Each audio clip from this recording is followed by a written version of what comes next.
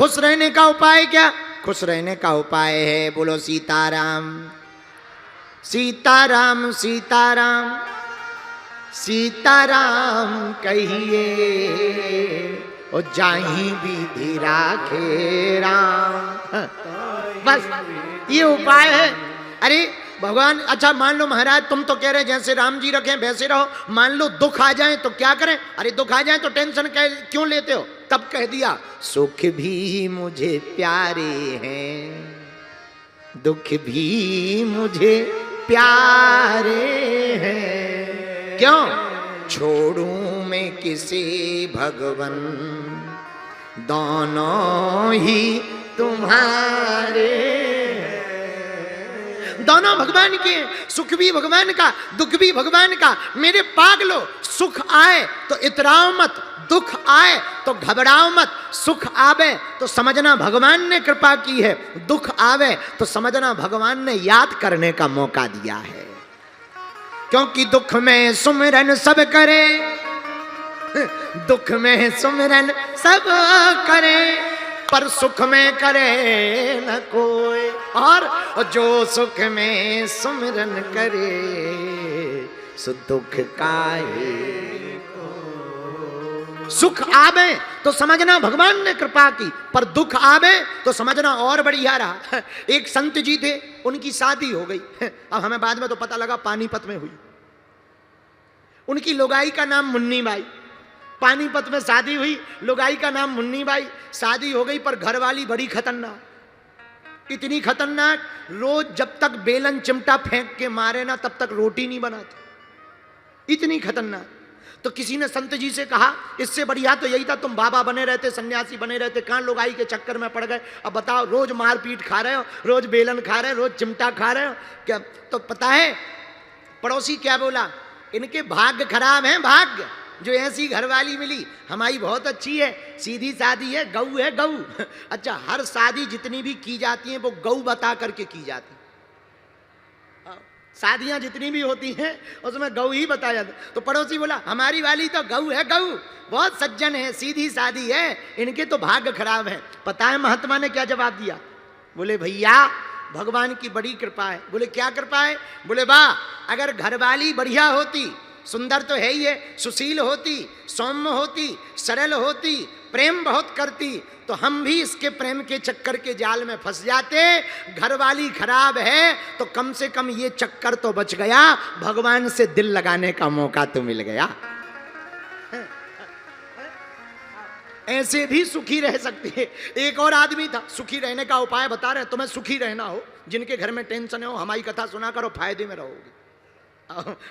एक और आदमी था, पति पत्नी दोनों, नई नई शादी हुई, पड़ोसी हैरान, 3 साल शादी को हुए, रोज हंसी की आवाज बाहर आवे। पड़ोसी ने एक दिन पूछ लिया, एक बात बताओ मित्र, तुम्हारी शादी को 3 साल हो गए, रोज हंसने की आवाजें बाहर आती हैं, और हम लोग 1 साल शादी को हुए हैं, रोज रो रहे हैं, कभी वो रोती कभी हम रोते, दिमाग खराब है, इससे अच्छा तो बाबा बैरागी बन जाते। पर तुम अपना राज बताओ, क्या तुम्हारी लड़ाई नहीं होती? पड़ोसी ने कहा हमारी भी होती है, फिर तुम हंसते क्यों हो? बोले हमारी लड़ाई तो ठीक है, मारपीट होती है। तो पड़ोसी ने पूछा फिर भी तुम हंसते क्यों हो? बोले बस ये है, वो फेंक के सामान मारती है, निशाना सही लग जाए तो वो हंसती है, निशाना चूक जाए तो हम हंसते हैं।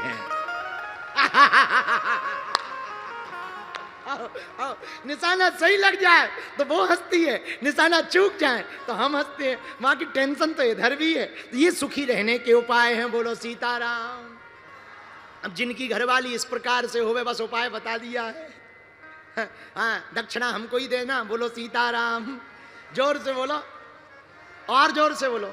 इसीलिए मेरे पागलो, सुख रहने के उपाय निकालो, सुखी रहने के उपाय निकालो। उपाय, टेंशन में रहोगे मर ही जाओगे जल्दी, और क्या फायदा है? जो होना है सो होना ही है। तुम कर भी क्या सकते हो, हम भी क्या कर सकते, प्रार्थना के अलावा। अब मान लो तुम्हारे भाग्य में किसी ने जो है नींबू दे दिया, तुम्हारे भाई ने बंटवारे में नींबू दे दिया। अब तुम नींबू लेके बैठे, बताओ नींबू दे दिया, नींबू दे दिया, नींबू बड़ा बड़ा खट्टा होता है, ये होता वो होता। अरे काहे को टेंशन ले रहे हो? नींबू दे दिया, तुम शरबत बना लो। आओ शरबत बनाओ, शरबत। और बर्फ ले लो पानीपत की ही, शरबत बनाओ, और बढ़िया जो है नींबू निचोड़ करके पियो, आनंद के साथ लो, पड़ोसी भी जल करके राख हो जाएंगे, टेंशन ना लो। दुख है सबके जीवन में है, पर दुख में भी जो सुख को निकाले वही भगवान का भगत कहलाता है। बोलो सीताराम, जोर से बोलो, और जोर से बोलो, और जोर से बोलो। साधु जी, तो आज के बाद हमारी कथा सुनकर ये तो पक्का मान लो भैया, दुखी नहीं होना है। क्या होना है? क्या होना है? बोलो बोलो बोलो बोलो। पर सुखी कैसे होगे? सीताराम सीताराम सीताराम कहिए, जाहि विधि। अच्छा, जैसे राम जी रखें वैसे तो रहना ही पड़ेगा। अब रहें कैसे? आशा एक राम जी से, हाँ हाँ गाओ गाओ गाओ। आशा एक राम जी से, दूजी आशा नाता एक राम जी से, दूजा नाता।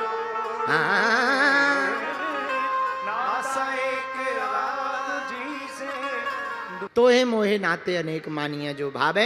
भगवान से अनेक नाते जोड़े जा सकते हैं। भगवान को चाहो तो सखा बना लो, चाहो तो भगवान को मित्र बनाओ, चाहो तो भाई बनाओ, चाहो तो स्वामी बनाओ, चाहो तो बंधु बनाओ। जो तुम्हें मन में आवे वही भगवान से नाता जोड़ लो। हम पक्का वचन दे करके कहते हैं, अगर तुम 10 गुना निभाओगे तो भगवान 100 गुना तुम्हारे रिश्ते को निभाएंगे। परमात्मा नहीं आ पाएंगे तो महात्मा को भेज देंगे, ऐसे समझो। आहा, राजस्थान की एक घटना है। मध्य प्रदेश, राजस्थान के और मध्य प्रदेश के बॉर्डर पे लगा हुआ एक गांव था।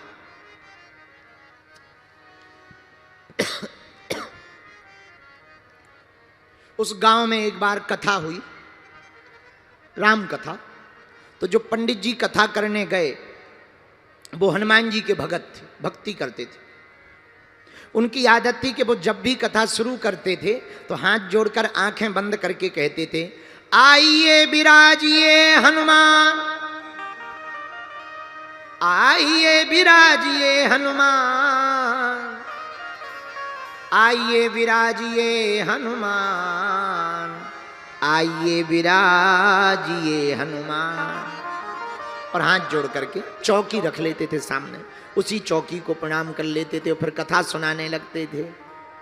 एक दिन एक वकील साहब गए, बोले महाराज आप हर रोज चौकी की तरफ देखकर कहते हो आइए विराजिए हनुमान, तो क्या सच में हनुमान जी आते हैं? तो कथा वक्ता बोले वकील साहब अब आप चाहे जो मानो, हमारे लिए तो रोज हनुमान जी आते हैं, कथा सुनते हैं, हमें आशीर्वाद देते हैं, उन्हीं की कृपा से हम कथा कह पाते हैं, फिर हनुमान जी चले जाते हैं। वकील साहब बोले देखो ये बातें नहीं हम मानते, ये तो हो गई आशा की बात, भरोसे की बात। हम तो वकील हैं, हम तो प्रमाण चाहते हैं, प्रमाण प्रमाण बताओ हनुमान जी आते हैं या नहीं आते। अब कथा के बीच में कोई टोके तो बुरा तो लगता ही है। तो पंडित जी को बड़ा बुरा लगा, समाज के बीच में ऐसी बात बोली। तो पंडित जी चिल्ला कर बोले वकील साहब हम दावे के साथ कहते हैं हनुमान जी आते हैं। तो वकील साहब बोले अगर आते हैं तो कहां बैठते हैं? बोले चौकी पर। बोले चौकी पर बैठते हैं तो जब हनुमान जी बैठ जाते होंगे तब बजनी तो हो जाती होगी, भारी तो हो जाती होगी कि नहीं।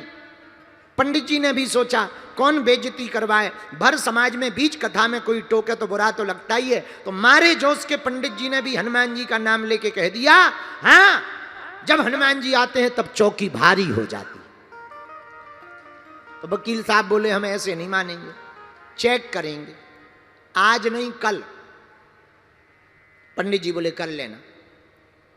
अब वकील साहब चले गए, पूरे गांव में हल्ला हो गया कि कल पंडित जी की परीक्षा है। जो बार बार कथा में कहने लगते आइए विराजिए हनुमान, आज चेक किया जाएगा कि हनुमान जी आते या नहीं आते। पंडित जी की आंखों में आंसू आ गए। रात को आंखों में आंसू भर करके पंडित जी रोने लगे। भगवान की याद में हनुमान जी से बोले, प्रभु कल वकील आएगा और वो चौकी उठाएगा, और अगर थोड़ा भी वजन नहीं बढ़ा तो वो भर समाज में हमारी बेइज्जती करेगा। हनुमान जी से हाथ जोड़ के बोले, पंडित जी प्रभु हमें अपना डर नहीं है, अपने अपमान का भी हमें भय नहीं है, तनक चिंता नहीं है, पर आपकी भी हंसी हो जाए। अब जैसा आपको लगे, हो सके तो कल हमारी लाज रख लें। आंखों में आंसू भर के पंडित जी पूरी रात सोए नहीं, आंखों में आंसू भरे रोने लगे। रखियो लाज हमारी, रखियो लाज हमारी, रखियो लाज। आंखों में आंसू भरे रो रहे हैं। पूरी रात निकल गई, आंखें लाल हो गई। सुबह हुई तो आज तो रोज के मुकाबले भयंकर भीड़ हुई, क्योंकि लोगों को तमाशा देखने में बड़ा मजा आता है। किसी की हंसी हो बड़ा मजा आता है। छोटे छोटे बच्चे से लेके सब गांव आया, अगल बगल के गांव के लोग आ गए। सत्य घटना सुना रहे हैं हम आपको, कोई बहुत पुरानी बात नहीं, कलयुग की बात सुना रहे हैं। वकील साहब भी आए, बढ़िया कोट वोट पहन करके आए। पंडित जी की आंखें लाल, राम राम राम राम राम राम राम राम जपते हुए बेचारे बैठ गए। सबको प्रणाम किया, व्यासपीठ को प्रणाम किया, कथा कहने के लिए बैठे। वकील साहब बोले, पंडित जी हम आ गए, लेकिन सुनो, मान लो तुम्हारी चौकी पर अगर हनुमान जी नहीं आए तो तुम क्या करोगे? पंडित जी बोले, भैया और तो हम कुछ नहीं कह सकते, आज के बाद हम भगवान की कथा कहना छोड़ दें। पर उनसे पूछा लोगों ने, वकील तुम बताओ। वकील बोले, अगर आज हनुमान जी इस चौकी पर होने का आभास करा देंगे तो हम जीवन भर के लिए वकालत छोड़ करके पंडित जी के चेला बन जाएं। पंडित जी ने कहा, भैया ना हमें चेला बनाना है, ना हमें प्रभाव दिखाना है, वो तो सब हनुमान जी की कृपा होगी। अब हनुमान जी ही जाने, हनुमान जी की ही लीला। आंखें बंद की पंडित जी ने, आंखें आंसू भरे हुए, और रोज की तरह जो पुकारते थे आज इतना हृदय से पुकारा, आइए विराजिए हनुमान, आइए विराजिए हनुमान। आंखों में आंसू भरे, दोनों हाथ जोड़े हुए, आइए विराजिए हनुमान, आइए विराजिए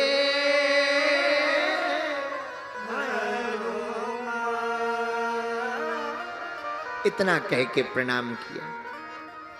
वकील साहब बोले, आ गए? पंडित जी बोले, भैया हम जैसे रोज बुलाते थे हमने बुला लिया, अब आप चाहो तो चेक कर लो, हमें तो भरोसा है। और मन ही मन पंडित जी डरते हुए बोले, हनुमान जी नाक ना कटवा देना। वकील साहब आए, सब लोग खड़े हो गए, गांव के लोग भी खड़े हो गए, सब तमाशा देखने लगे। वकील साहब ने छोटी सी चौकी थी, चौकी को पकड़ा, लकड़ी की चौकी, एक हाथ से उठ जाए ऐसी चौकी। और वकील साहब को लगा कि हमने बहुत पढ़ा, ऐसा बहुत सुना, सब बेफिजूली की बातें हैं, ये पंडित जी सब अपनी अपने ढोंग फैलाने के चक्कर में ऐसा करते हैं। जैसे ही चौकी को पकड़ा और चौकी को उठाने के लिए झटका मारा, मानो ये हो गया हो चौकी चिपक गई हो, पृथ्वी में फंस गई हो, पसीना आ गया, पर चौकी को डिगा नहीं पाए। उठाना तो दूर की बात है, चौकी को डिगा तक नहीं पाए, चौकी को हिलान तक नहीं पाए। वकील साहब को पसीना मार गया।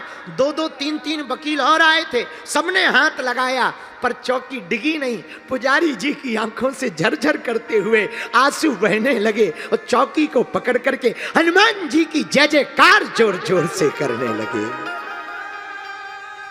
पूरे गांव के लोग हनुमान जी की जय हो, हनुमान जी की जय हो, हनुमान जी की जय हो, हनुमान जी की जय हो, चिल्ला चिल्ला करके कहने लगे हनुमान जी की जय हो, हनुमान जी की जय हो।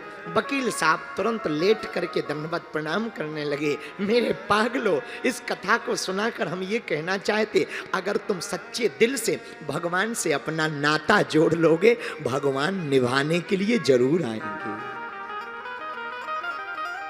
भगवान से नाता बना लोगे, भगवान उसको पूरा करने जरूर आएंगे। आज की कथा सुनकर पानीपत के पागलों, तुम घबराना नहीं, जिंदगी में तुम परेशान मत होना, जिंदगी में तुम पीछे मुड़कर मत देखना, जिंदगी में तुम रोना नहीं।